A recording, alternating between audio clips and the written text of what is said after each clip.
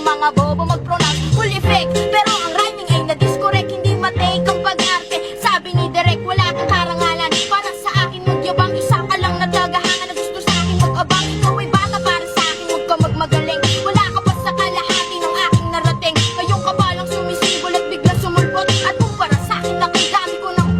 At dahil lang sa paglarap, ang dami nang nainggit. Pinapagana ko ay utak at hindi yan damit. Kasi ang iba ay naglarap para lang sa chikas. Eh paano kung hindi na ako, bigla ka na lang nilikas. Hindi usapan kung veterano o maging baguhan, o kung ang mic ay nasa kaliwa o nasa kanan. Ang importante para sa akin ay maging malaya. Hindi yung tipong champion ka nang dahil lang sa daya. Hindi ka dapat mag-angas o umasta ng sikang alam. Kung alam mo din na alam din ng lahat, ika'y nagbibingi-bingihan at nagpapakadesente. Na sa tuwing ito'y tamang papanggap kang inosente. Aking clone napakasimple pero di nauutan. Mga rhymes buong-buo pero malayo.